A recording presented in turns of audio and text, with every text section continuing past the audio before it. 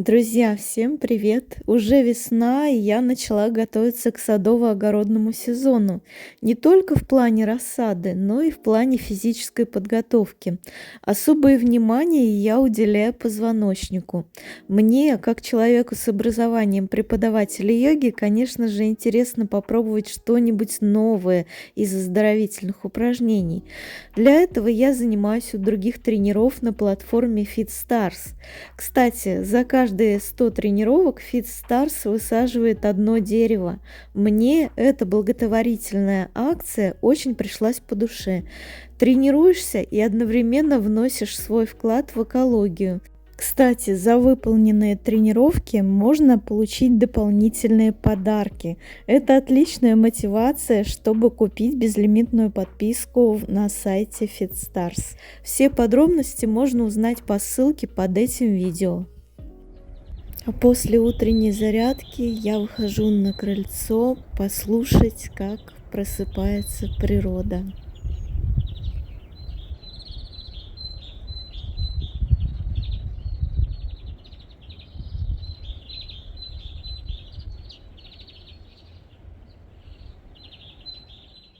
Кстати, с моего крыльца отлично видно восход солнца. Полюбуйтесь вместе со мной.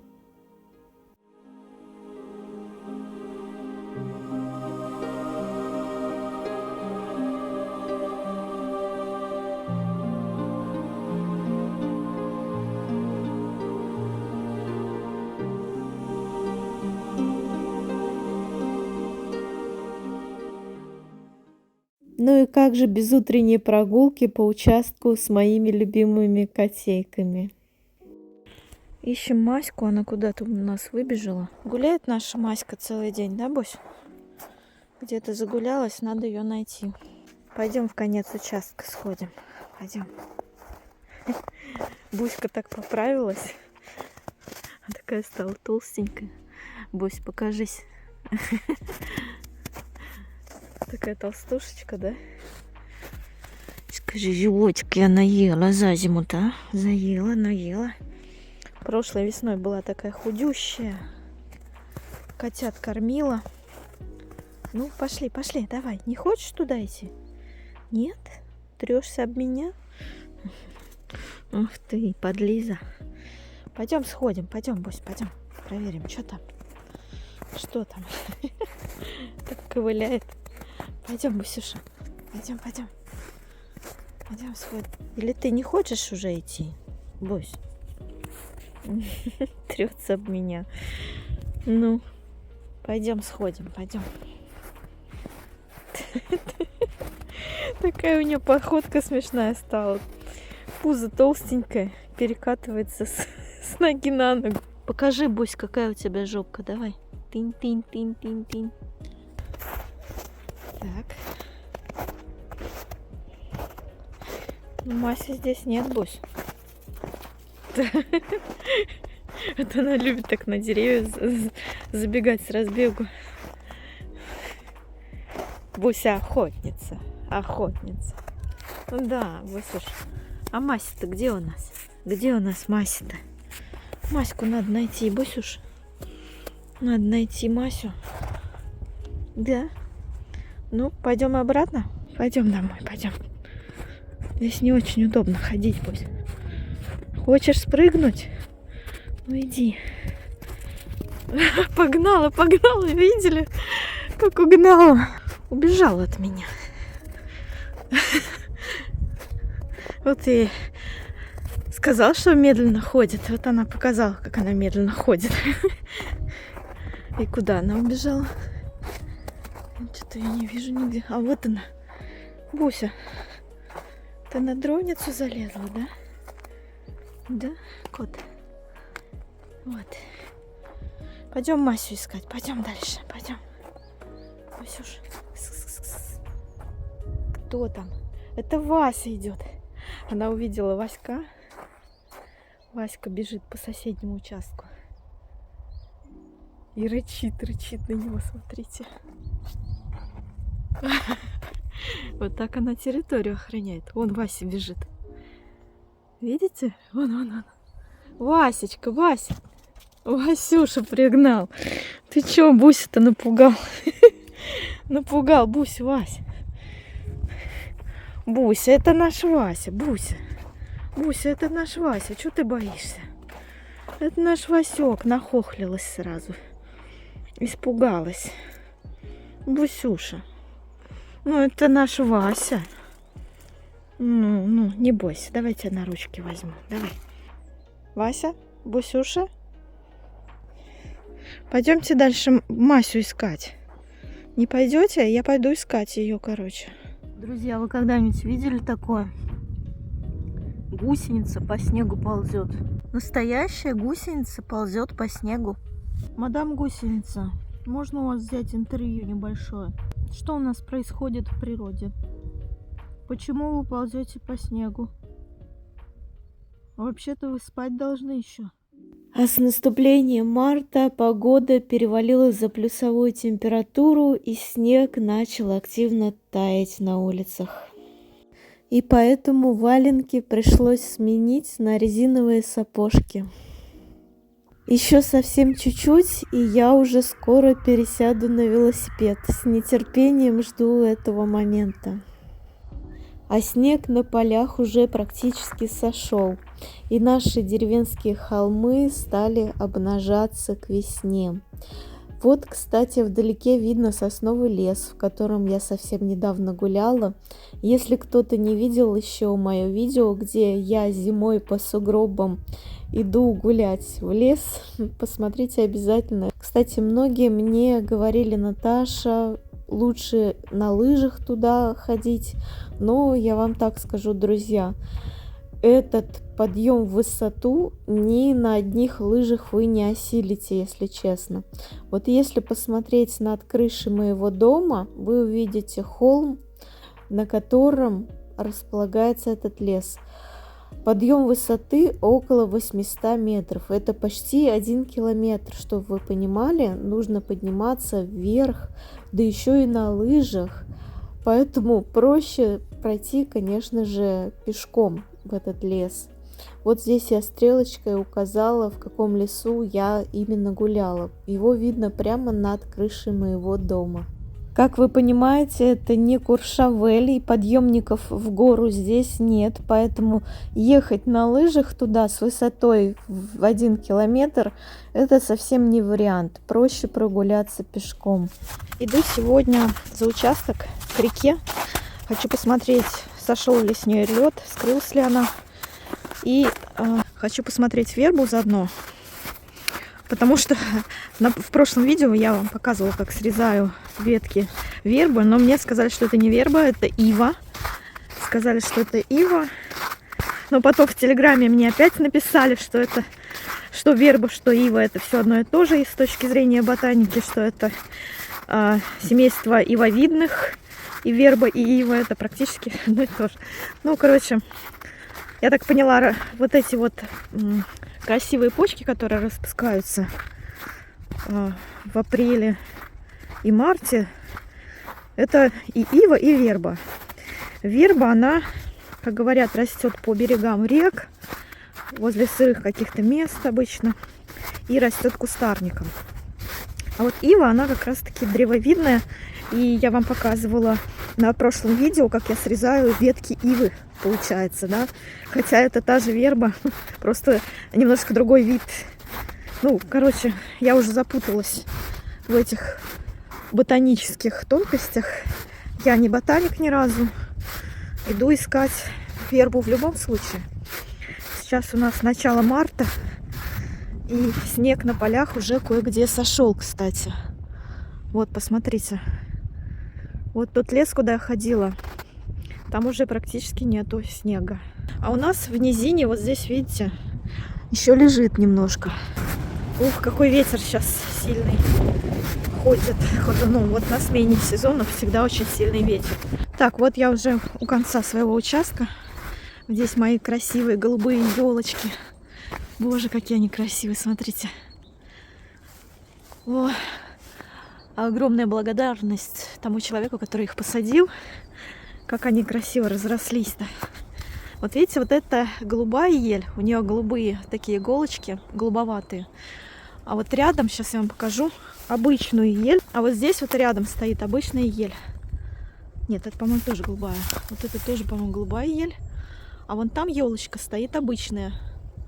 Обычно, видите, какой у нее зеленоватый цвет. Не голубой, обычно желто-зеленый какой-то. В общем, идем дальше. Идем смотреть речку. Что у нас с речкой? Вот, смотрите, веточка ольхи. Вот веточка ольхи, кстати. Очень красивая. Так, друзья, вот речка. В прошлом году вот здесь вот было сломано дерево. И оно было, ну, прям поперек реки лежало. Его распилили летом и увезли на дрова. Но река еще стоит, она еще замерзшая, я смотрю. Обычно она шумит, когда тает. И меня прям с участка слышно, как она шумит. Вот, друзья, в общем-то, здесь я буду искать вербу. Правильно? Должна быть где-то она тут расти. Слушайте, тут такие следы, как будто бы медвежьи. Смотрите, какие огромные. Похоже, медвежьи. Смотрите, вот моя рука. А вот след. Но они, правда, подтаявшие. Прикиньте. Это что, медведь? Ну-ка. Обалдеть. Ну, откуда у нас здесь медведи? У нас медведи обычно водятся в северной части области. Так, откуда они идут? Сейчас надо проследить. Обалдеть, да? Смотрите. Это да. Ну, явно не человеческий след. А, знаете, наверное, это бобры. Скорее всего, это бобер. Потому что вот здесь я вижу его нору. Да, это, наверное, бобринные ласты. Я напугалась, что это медведь. Скорее всего, это бобер, да. Надеюсь, они не агрессивные.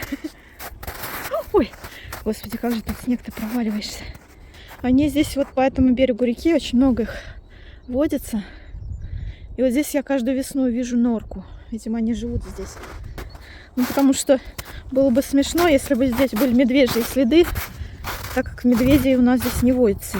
У нас здесь очень редкие леса, явно не водятся, да даже волков нету, не говоря уж медведей. У нас волки и медведи водятся за Волгой, в северной части области. А здесь, вон, видите, скоро... Ой, сколько натоптано этими бобрами. Такие огромные у них лапы. Вон еще норка, кстати. Кучки такие понакопаны какие-то. Смотрите, это, наверное, их домики. Скорее всего, да. Вот они прям вдоль берега реки. Ивы и вербы я здесь пока не вижу, если честно, друзья. Не вижу. И я боюсь провалиться в бобринную нору. Пока здесь гуляю, боюсь провалиться, в общем-то. Давайте проследим вот эти следы. Куда ведут? Так. Да, потому что он, видите, след идет прям туда, к норе. Такие у них ласты прикольные, смотрите.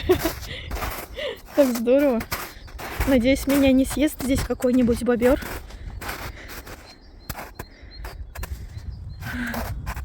Прям все исхожено здесь, весь берег реки.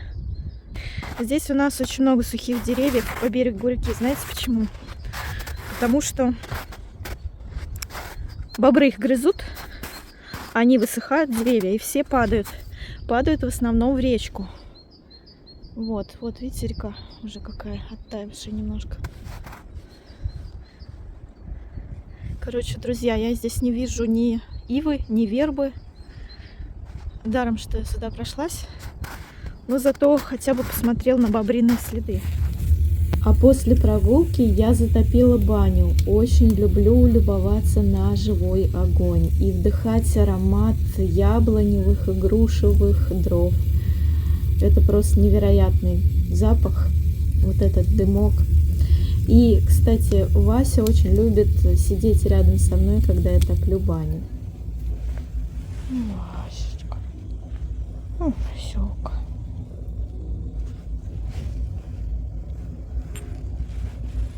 Ты мой сладкий котик. Ты мой сладкий.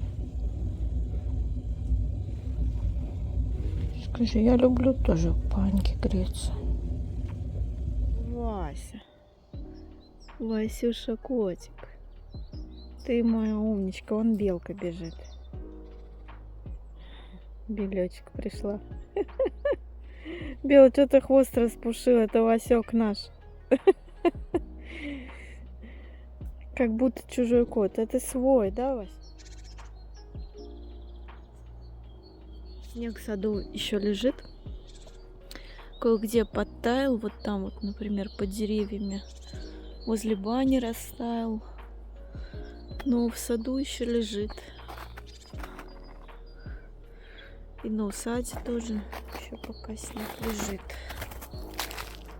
Хотя уже днем плюс периодически.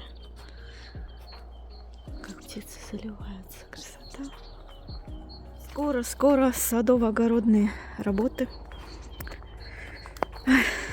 Прям уже хочется. Руки уже чешутся. Что-нибудь прорыхлить. Посгребать граблями. Заняться грядками уже хочется. Вот они уже почти растаяли. На грядке с клубникой снег вот так вот растаял. И видите, зеленые листья клубники еще. Прям зеленые, прям, наверное, с апреля месяца начнут уже расти. Вон там вся клубника зеленая, все зеленое. Здесь я буду доделывать их в этом году. Они у меня просели. И под снегом, и вообще там перегной внутри. Помните, я прошлой весной показывала, как делала эти грядки. Здесь яма внутри них, в которой набросано всяческого рода разный дерн я кидала, разные ветки, гнилые палки, листья, сухую траву. Смешивала это все с удобрением бакаши, чтобы грядка перегнивала внутри и давала хорошую такую почву. Вот, но они, видите, просели за год. Вот здесь у меня огурцы росли, вот здесь помидоры с перцами, здесь у меня капуста с зеленушечкой была. Весной буду их засыпать землей. Видите, насколько земля просела. По шиферу можно увидеть. Буду собирать землю и вот засыпать эти грядки, чтобы они у меня были высокие. Нужно будет еще клубнику проредить, почистить ее. Вот здесь у меня, кстати, сортовая клубника посажена вот на половине этой грядки. Вот там половина грядки обычной. Вон там я не стала трогать старую хозяйскую со времен еще, наверное, 70-х годов там посажена клубника. Ну, в общем, жду не дождусь садово-огородных работ. Жду не дождусь уже. Вот здесь у меня, кстати, посажен чеснок, хотя непонятно, что здесь чеснок. Я его осенью листьями засыпала. Здесь семечек накидали птицы. Листьями и всякой сухой травой. Тоже будет сходить. Буду в апреле заниматься уже. Это у меня черешенька. Интересно, как она перезимовала. Вот это обычная желтая черешня. Вот такая вот она. Тоже интересно, как перезимовала она. Красота! В общем, жду не дождусь садово-огородных работ. Прям ручки уже чешутся. Белка. Вельчонок. В общем, я в предвкушении весны. Вот такой небольшой мартовский влог у меня получился. Надеюсь, что вам понравилось послушать, как пробуждается природа, щебечут птицы. Ну, а на сегодня все. Благодарю вас за лайки, подписки, комментарии, донаты. Увидимся с вами в следующих видео. Друзья, подписывайтесь на все мои соцсети, чтобы быть в курсе всех моих новостей. Ссылки под этим видео.